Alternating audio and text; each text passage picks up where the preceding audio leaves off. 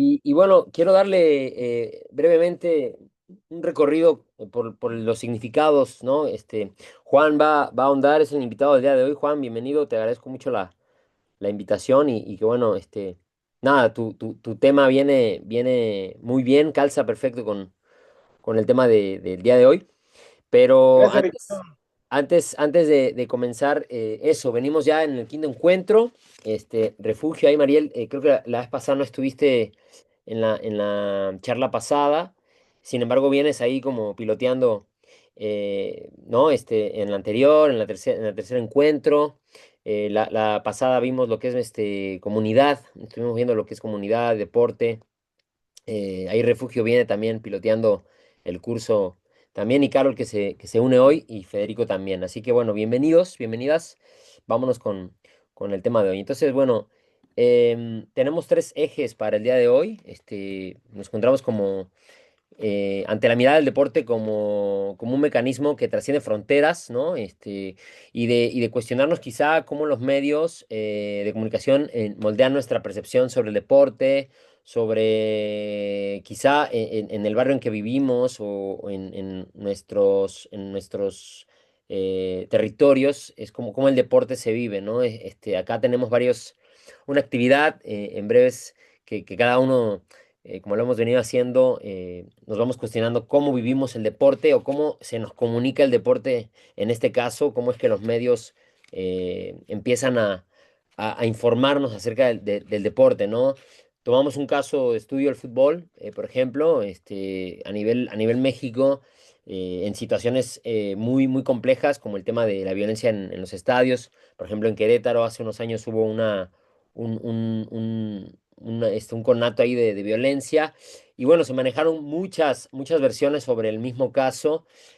Sin embargo, la gente local, la gente de a pie es la que trataba de informar o de informarse, ¿no? Y salía digamos, la información hacia afuera. Entonces, a partir de ahí se tomaron decisiones a nivel de la política pública, a nivel de la seguridad, a nivel de todo lo que rodea al fútbol, ¿no? En este caso. Y en el caso del atletismo, que es el área de estudio en el cual yo me encuentro, caso México, caso puntual, atletismo mexicano, tenemos ahora bastante tensión en cuanto al manejo de la nueva gestión, de la nueva federación, porque bueno, tenemos una comisión, en Uruguay tienen una Secretaría Nacional del Deporte, en México es una comisión nacional de Cultura Física y Deporte. Entonces, ya hay una diferencia abismal en cuanto a comunicación social, porque una secretaría tiene un peso mucho mayor en cuanto a información, no así la Comisión Nacional de Cultura Física y Deporte en México, que quien informa es el comisionado, Romer Pacheco es el que informa lo que hace y lo que no hace, también lo informa indirectamente, ¿no? Entonces, como que aquí empieza ya una comparación importante entre secretaría y comisión. Tenemos tres ejes que vamos a compartir hoy. Es el papel mediador de los medios en la percepción pública del deporte, desafíos éticos en el periodismo deportivo contemporáneo y globalización y sus efectos en difusión y consumo de deporte. Eh, yo quiero presentar a Juan, que viene con este tema fundamental, Juan, y yo creo que te cedo la palabra ahora para que comencemos con el tema que traes en la mesa desde la antropología. Juan es un antropólogo chiapaneco. Y bueno, tenemos ya varios meses trabajando juntos en la red, ¿no? En una red de comunicación, en una red de deporte a nivel latinoamericano. Y bueno, hoy está con nosotros compartiendo su tema sobre fútbol y en la construcción de la narrativa futbolística. Juan, te dejo la palabra para que nos des el desarrollo. Bienvenido y bueno, gracias por estar. Estamos en la apertura de la charla. Claro que sí, buenas tardes aquí en México, son las 3 de la tarde, 3 y media más o menos. Gracias por la invitación, Ricardo, por supuesto. Saludos, colegas, todos a todas allá. Sí, más que fútbol, Ricardo, le di un poco de giro porque ahora lo que se impone es hablar del deporte espectáculo, que eso es lo que voy a decir así un poco, donde por supuesto entra el fútbol, soccer. pero cobra un sentido muy particular a unas horas de haber nombrado a Bad Bunny como el que va a actuar en el show de medio tiempo del Super Bowl, el Super Bowl del fútbol americano, que aparte de ser un deporte muy popular acá en México, es el deporte de masas más visto de todo el año. Entonces ahí en ese sentido cobra una especial relevancia en términos de que por qué exactamente un cantante así en un evento donde no tenía prácticamente nada que ver, ¿no? En ese sentido, pero sí, sí tiene mucho que ver por precisamente las ópticas y las directrices que se están dirigiendo hacia ese sentido, ¿no? Entonces voy a compartir una presentación, vamos a ver si lo puedo hacer rápido. Eh,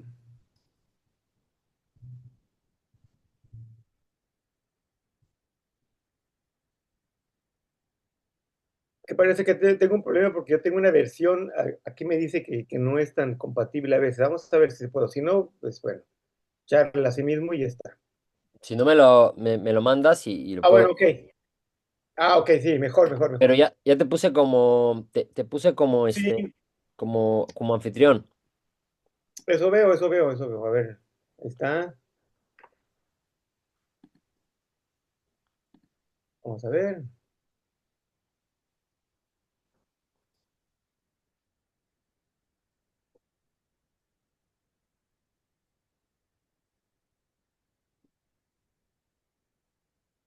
No, te lo envío, ¿sabes por qué? Porque me ha dicho que tengo que configurar algo. Entonces, para que yo no perdamos tiempo, te lo envío en Mándamelo, un mándamelo. momento. Y mientras doy la introducción ahora mismo, sí. A ver,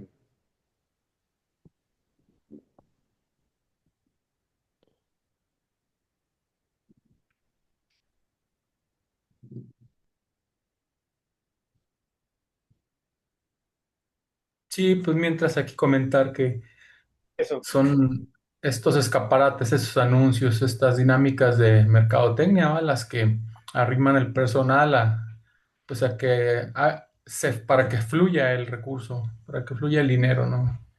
Prácticamente es pues, un producto ya el deporte en estas esferas. Exactamente. Mientras tanto, pues abrir un comentario, Rick, este se evadúa. Gracias. Sí, claro, desde luego. Y yo creo refugio que ahí va, digamos, parte de mi presentación. Fíjense que yo, Ricardo, ya te lo envié en el WhatsApp, si pudieras checar, por favor, ahí, ahí. Ya lo tengo. La estoy abriendo. Ok, Sí. ya está, bueno. Entonces, mientras doy la introducción, que también, digamos, vinculo el comentario que Refugio estaba diciendo, y me parece central, ¿eh? Central, a mí me parece. Yo creo que, digamos, en términos generales, los deportes de masas han transitado bajo tres visiones, tres espacios simbólicos, digamos, en ese sentido, a través del tiempo. Y esto tiene que ver el fútbol, Juegos Olímpicos, el Super Bowl mismo, etcétera. Uno es precisamente esta idea central del deporte como parte de una cohesión social, ¿no? Y que de hecho ahí es donde precisamente nace la institucionalización de los deportes de masas a partir de la creación de espacios simbólicos y deportivos sumamente fuertes, como por ejemplo, particularmente los dos que ahora son, digamos, los dos eventos internacionales por excelencia, mundiales por excelencia, que son los Juegos Olímpicos y el Mundial de Fútbol, ¿no? Entonces, por un lado, y ahí lo que se ponderaba era precisamente el sentido de Estado-nación y el sentido de pertenencia que, digamos, que todo el mundo tenía bajo una bandera, bajo un himno nacional, etcétera, ¿no? Entonces, esa es como la primera fase. La otra fase es el deporte como parte de las disputas de los escenarios políticos a partir justamente de la confrontación de los estados-nación de estos deportes de masas. Y aquí hay dos características fundamentales que las prevén, digamos, que las observan ahí. En primer lugar, es esta visión desde los Juegos Olímpicos de manera particular, es esta visión de confrontación entre el deportista Estado contra el deportista mercado, ¿no? Entonces, que esto estaba dirimido precisamente en los dos bloques de la Guerra Fría, el sistema socialista y el sistema capitalista, ¿no? Y esto permeó de tal manera el mundo entero, los imaginarios del mundo entero, que incluso los deportes de masas no se liberaron de ello. Entonces, desde luego, en el fútbol y en los Juegos Olímpicos, y digo esto porque son los dos deportes prácticamente planetarios donde la gran mayoría de los países tiene por lo menos, o ha tenido por lo menos algún deportista por ahí, o algún equipo, ¿no? Ahí Entonces, se ve presentación. no, todavía no, yo te digo, ¿sale? No, porque, bueno, Eh, es que ya la sí, veo, sí, sí, Sebas, pero ya la veo, sí, nada más, sí, ahorita estoy haciendo como la introducción, ¿no? En perfecto, ese caso. perfecto. Bueno, entonces decía yo que era esta visión de confrontación política en el sentido de qué era lo que prevalecería en términos de esta disputa del espíritu deportivo, ¿no? Si era el deportista que tenía que tener acceso a todos los espacios institucionales del Estado, ¿no? El Estado como proveedor de todas las condiciones, ya sea para el ocio o ya sea para la recreación o para, digamos, el acondicionamiento físico de los ciudadanos a partir de esta visión del deporte, o la otra que era precisamente que en esta fase es como incipiente, ¿no? Que es recular, digamos, de toda la obligación del Estado para proveer esto que dije, para de manifiesto a deportistas que de alguna manera pudieran jugar con las marcas y ser patrocinadores de las grandes marcas y de las grandes industrias deportivas a nivel planetario, ¿no? Ya saben todas las marcas. Entonces, bueno, luego de esta disputa que tiene que ver precisamente con una connotación política per se, llega la fase número 3, que es justamente la que Refugio estaba diciendo. O sea, es la conversión literal, práctica, y literal y materialmente del deporte en un show, ¿no? En un espectáculo. Y esto tiene que ver con muchos condicionamientos que yo lo que quisiera ahorita es en esta presentación dar algunas pistas de que por dónde podríamos discutir esto y viéndolo bien o viéndolo, digamos, de un punto de vista particular desde la antropología que aquí en México se ha dado en llamar antropología del deporte, ¿no? Que es una rama ciertamente incipiente, ¿no? Donde de alguna manera se intenta generar otro punto de vista del deporte en general a partir de ciertas ópticas antropológicas que ahorita la vamos a ver más o menos en qué consiste. Ahora sí, mi Ricardo, por favor, en la siguiente. Ahí está. Entonces, aquí es el deporte visto desde la antropología tendría, digamos, tres características básicas, ¿no? Sería, digamos, esta ciencia, la antropología, que estudia, describe y ordena analíticamente el comportamiento humano desde la cultura, con todo lo general que esto conlleva, ¿no? Y desde luego particulariza y hace énfasis en el análisis simbólico y sígnico de los colectivos humanos, ¿no? Entonces, en este caso, lo que estamos tratando de ver desde este punto de vista es cómo los espacios deportivos, ya sean locales y a nivel de masas, se pueden estar reflejando muchos de los condicionamientos de la sociedad actual.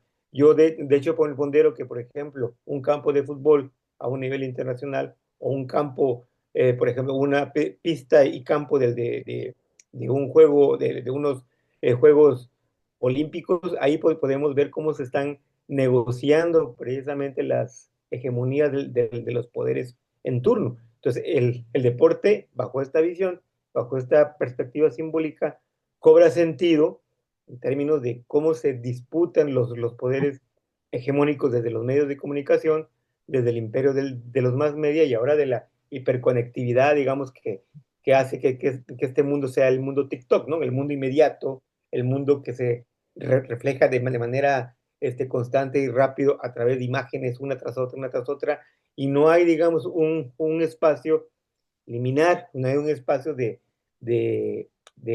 descanso simbólico, ¿no? En este caso, para poder decir hacia dónde vamos. Como que no da tiempo, efectivamente, para poder pensar cuál es el futuro de este deporte bajo esta condición.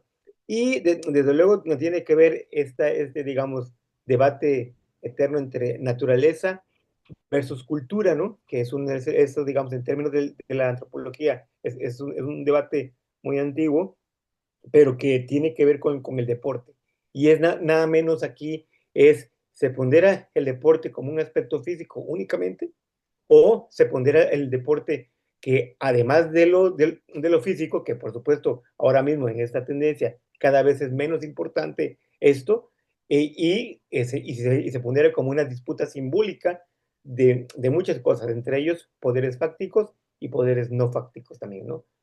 La siguiente, Ricardo, por favor. Sí, entonces por eso sí, desde el deporte, esto es algo que ya dije antes, ¿no? En este sentido, había, digamos, una tendencia bastante, vamos a decirle, romántica en términos de lo que la institucionalización, por ejemplo, de los Juegos Olímpicos y a través del varón Pierre de Coubertin, ¿no? Quien fue quien institucionaliza, digamos, los Juegos a nivel planetario. Hay, digamos, estas tres vertientes griegas, ¿no? En ese sentido que es el más alto, el más fuerte y el más rápido, ¿no? Esto según, digamos, bajo esta óptica, era un punto de vista donde tendríamos que pensarlo, esto desde este punto de vista filosófico, humano, de la tenacidad física por sí misma. ¿Qué quiere decir esto? Que era la lucha del individuo por el superar sus cuerpos humanos, ¿no? Que tener más aptitudes de las capacidades físicas que el individuo pudiera tener, y esto era reflejado a través del deporte. Ahora bien, en este sentido, ya en el deporte, en medio de una sociedad compleja como la nuestra, y en medio de una sociedad hipertecnologizada, como todavía está a todo el lado del mundo, sitios altios y fortios se ha convertido más que, digamos, en una cuestión filosófica de cómo tú entras en su cuerpo, cómo tú superas las barreras de tu cuerpo, en algo que es un producto vendible, ¿no? Entre más alto seas, entre más récord tengas, más propenso a que seas a un deportista marca, pues, ¿no? Y un deportista marca implica tener muchas cosas, ¿no? Por ejemplo, Cristiano Ronaldo, a él, digamos, en ese sentido, él que es un jugador creado en laboratorio, tiene un físico impresionante, salta más que todos los demás, etcétera, ¿no? Pero aparte de ese acondicionamiento físico creado en el laboratorio, alto, etcétera, potente, fuerte, etcétera, también tendría que tener un background que tiene que ver no con lo futbolístico. Entonces se convierte en un modelo de hombre guapo, de hombre que tiene que ver con el jet set internacional, y sobre todo que venda marcas de ropa interior, marcas de camisetas, etcétera, ¿no? O sea, eso tendría que ser un condicionamiento sociodeportivo ahora de los deportistas de alto nivel, precisamente por esto, porque las marcas y todo lo que conlleva esto, las marcas y los récords, todo lo que conlleva, tendría que ver con un artículo vendible, ¿no? En ese caso. Y a partir de ahí, prácticamente todos los deportistas que han ganado medallas olímpicas en los Juegos Olímpicos, o que han sido, digamos, cracks en sus clubes de fútbol, tienen que pasar por esta visión, ¿no? Más o menos. Incluso Messi, que no tendría el físico precisamente de esta visión cyborg, ¿no? En ese sentido alto, etcétera. Y incluso Messi se le ha obligado a tomar postura en ese sentido. No es casual que a Messi tendrían que ponerle una figura también como de rudo y malo. Por eso se dejó la barba tupida, se puso sus brazos llenos de tatuajes, etcétera, que desde luego tiene que ver con los gustos, ¿no? Los gustos personales, pero a un impacto mediático, siendo el jugador más importante del mundo, quizá, ¿no? O uno de los tres más importantes de toda la historia del fútbol, habría que crearle pues una imagen. Y esta imagen de niño bueno y bonachón, como que no era exactamente un producto mercantilizado tan inmediato como para ser vendido. Entonces habría que crear una imagen, habría que crearle una familia feliz, habría que crearle una esposa guapa también, etcétera, que tenía así como ciertas características, ropa de marca, etcétera, ¿no? Entonces eso tiene que ver con esta visión y desde esta perspectiva que tiene que ver de que lo romántico, estilístico griego en el deporte pasó a un segundo y hasta tercer plano, y ahora vemos que está, digamos, el imperio de las marcas. La siguiente, mi Ricardo. Sí, bueno, la otra que ya se repitió, por favor. Sí, ahí está. Entonces, lo que se plantea desde esta visión, desde este campo emergente que es la antropología del deporte, propone esto, que se tienen que estudiar los deportes también, ¿no? En ese sentido, como un campo simbólico donde se pueden observar distintas aristas, distintas formas de cómo se entiende este deporte, justamente esto. Ya, digamos, pasado en una fase, en la fase del espectáculo, lo que tendríamos que ver exactamente cuáles son los alcances de este deporte ya metamorfoseado así, y cuáles son, digamos, los lineamientos que sigue, digamos, para un futuro. Y el futuro cercano, cercano, está más, aún cerca, porque esto, según yo, se va a llevar a cabo de una manera impresionante en el Mundial del próximo año, que está realizado por 3 países y donde prácticamente compiten más del doble de los países que competían en los mundiales de fútbol pasado. Es el invento, es la propuesta mediática del deporte espectáculo comandados por los Estados Unidos. Pues, ¿no? La FIFA está tomada digamos, por el tanque pesante del deporte de los Estados Unidos, y esto no es nada inocente, sino por el contrario. Tiene que ver con que por fin el fútbol se tiene que entronizar como un deporte a nivel planetario, pero no es exactamente como eso, no como un deporte, sino como un espectáculo. Y ahí sí, por ejemplo, en el caso de los Estados Unidos, son expertos en la manipulación mediática y simbólica de los medios de comunicación y de todas las industrias deportivas y las industrias culturales que van a estar en juego, ¿no? Por eso decía que un ejemplo ahora es el show de medio tiempo del Super Bowl. Es el ensayo para lo que va a venir en el próximo Mundial, que parece ser que, por ejemplo, entre otras cosas, entre otras muchas cosas, aparte de los altos costos que va a haber, porque se va a convertir ya en un deporte de élite, en términos para poder llegar a entradas, así de muchas cosas. Aparte de eso, es que en cada uno de los juegos, o por lo menos en cada uno de los juegos importantes, habrá un show de medio tiempo. Y eso también hace que el timing del deportista, en este sentido del fútbol, cambie por completo, porque en vez del medio tiempo de 15 minutos, tendrá que ser, digamos, de más, y eso también tiene que ver con una valoración distinta a las estrategias que se ponen en los equipos, ¿no? Y además también dentro de las actividades físicas, es decir, uno va a ir como entrenado para poder tener ese nuevo timing que está ya cifrado desde el show, desde el espectáculo.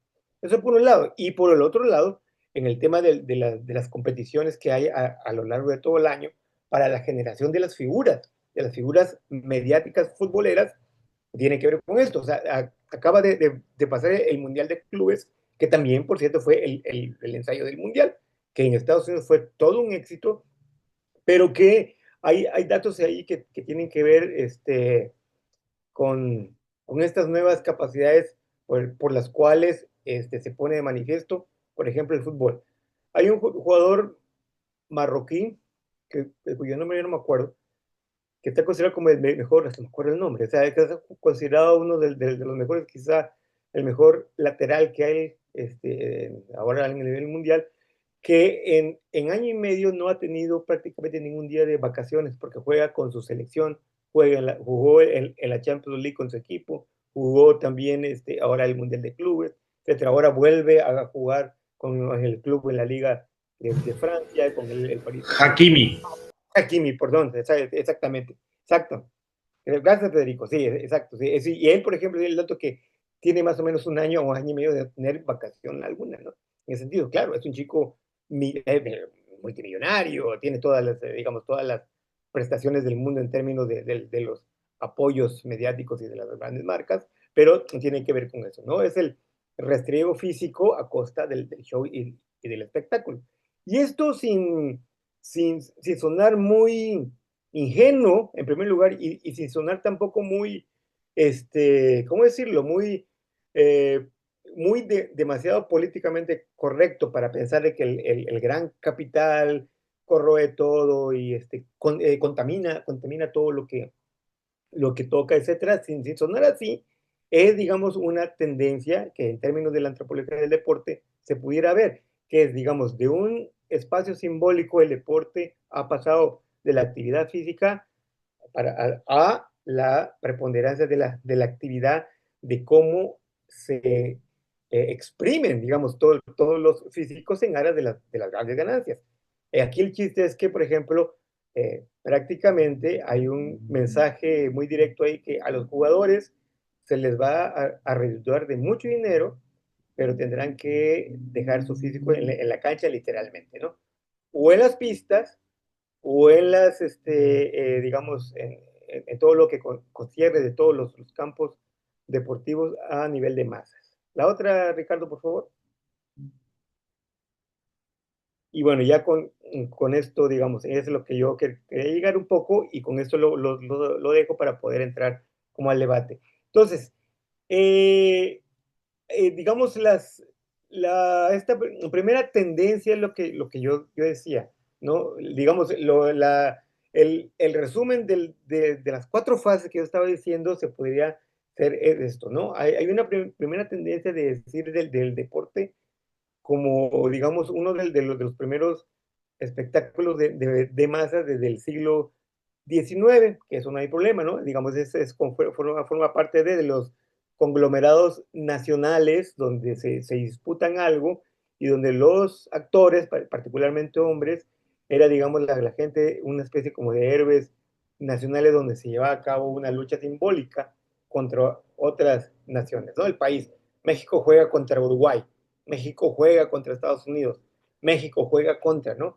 Y de hecho, como ustedes saben también, ¿no? Dentro de los ámbitos mundiales, siempre ha habido juegos de alto riesgo, ¿no? Por ejemplo, uno de los juegos donde se han enfrentado nada más en un mundial es los Estados Unidos contra Irán, ¿no? No recuerdo tampoco en qué mundial, pero también se consideró como un juego de alto riesgo. Argentina, Inglaterra, Y Argentina. por ejemplo, ¿no? Por ejemplo, exactamente, sí.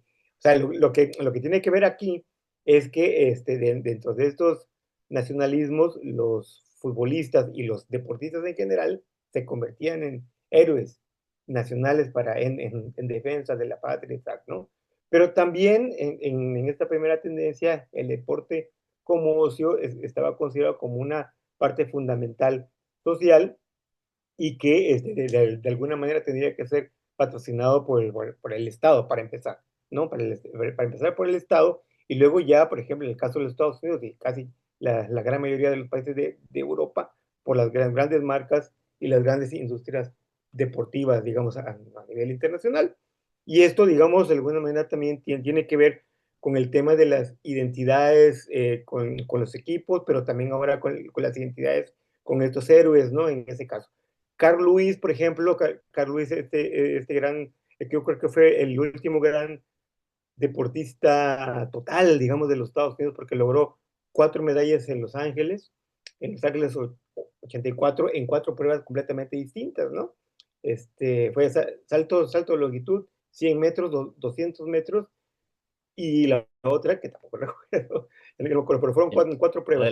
relevos, creo que Yo creo fue. que sí, es exacto, sí. Un 4%, desde luego, claro, en ese caso.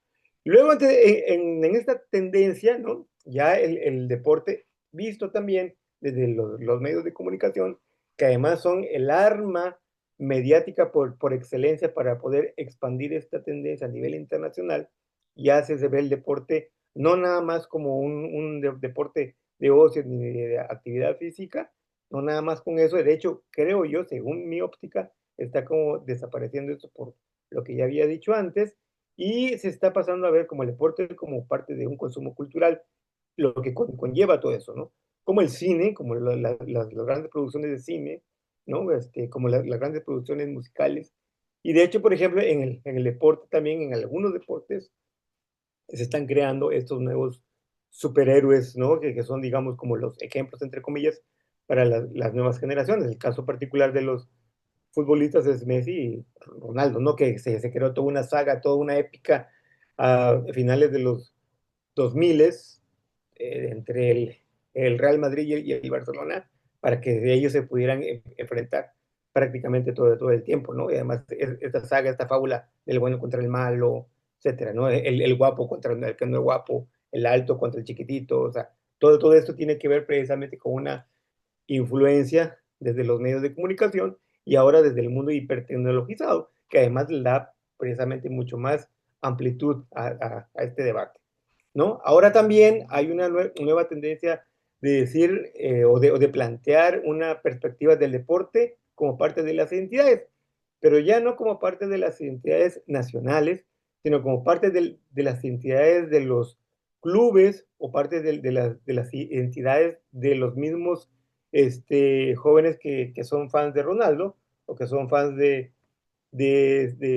Messi, por ejemplo, o que son fans, digamos, de otros deportistas, tenistas, etcétera, ¿no? O sea, por ejemplo, ahora en México hay un boom muy, muy, muy importante con el Checo Pérez, ¿no? O sea, que el Checo Pérez, ha sido, digamos, prácticamente el primer piloto de la Fórmula 1 que ha triunfado, ¿no? Que ha ganado carreras, etcétera, y que llegó incluso a llegar 2 veces a ser el segundo lugar de la temporada de la Fórmula 1. Pero él no vive en México, él vive en Estados Unidos, él habla inglés fluido, es decir, ya no tiene, digamos, ningún tipo de interés nacional por el vínculo, digamos, del sentido de pertenencia, aunque él se considera mexicano, desde luego, ¿no?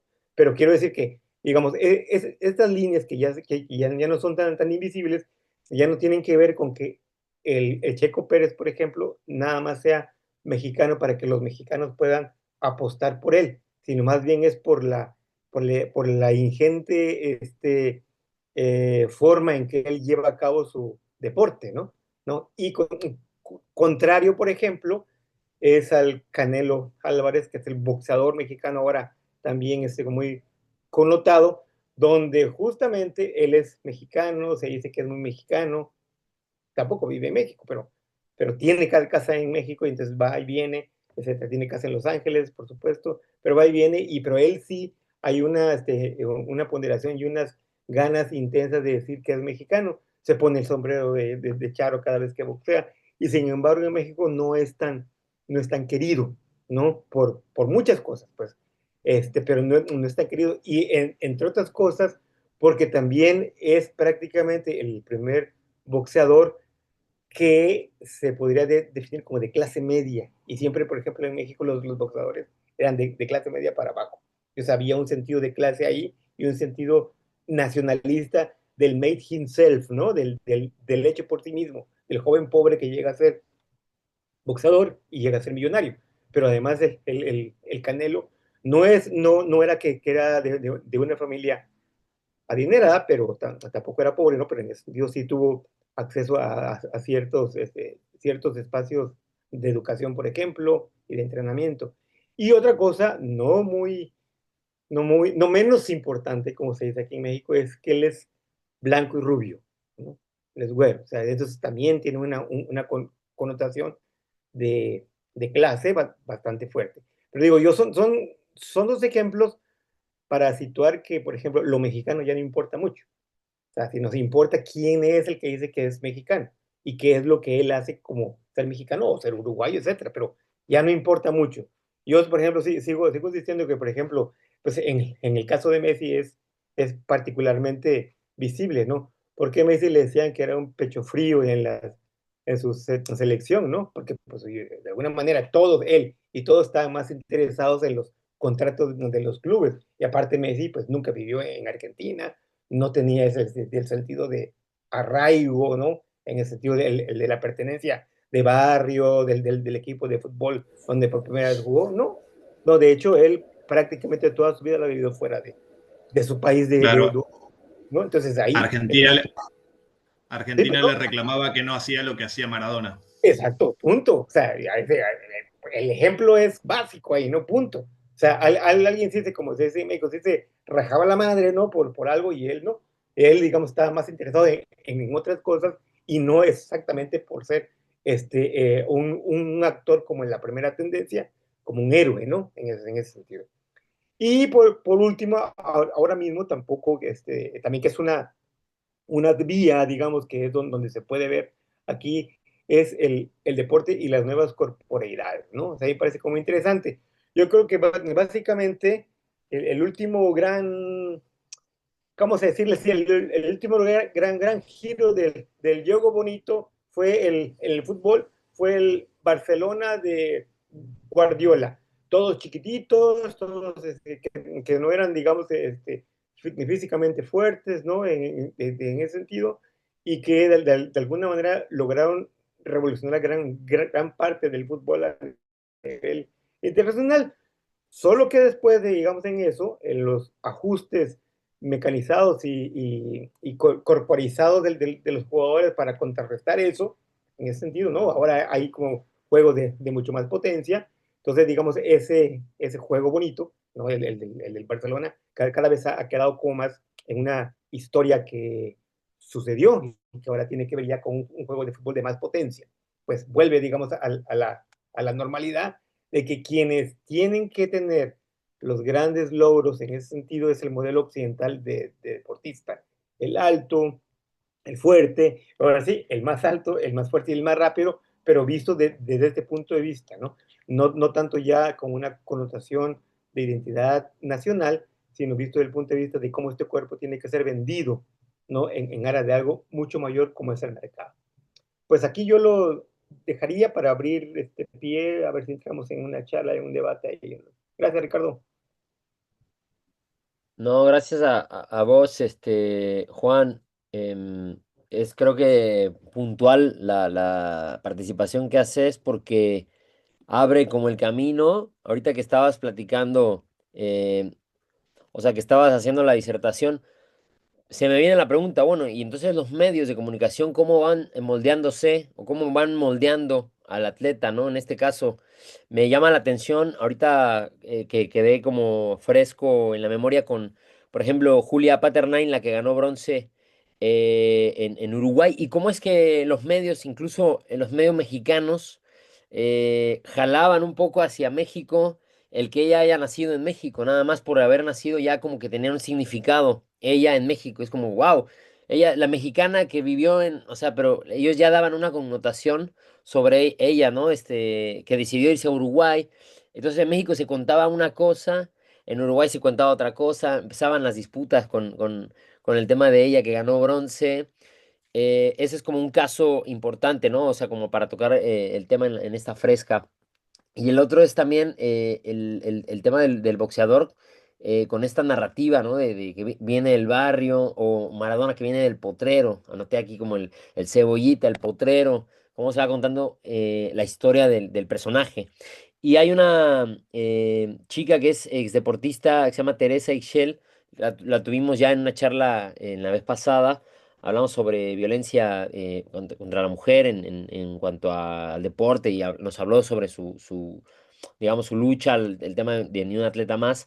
Pero ella en un momento sacó un reportaje sobre cómo en Japón, a través del anime y en la caricatura van haciendo estas connotaciones de los deportistas, o sea, a nivel, por ejemplo, voleibol, el atletismo o el ciclismo, y la gente empieza más que nada los niños comienzan a consumir en la televisión, empiezan a consumir estos dispositivos, ¿no? Estos programas, y empieza a hacerse popular el tema del voleibol, el tema, por ejemplo, del ciclismo, que fueron los que me suenan ahora.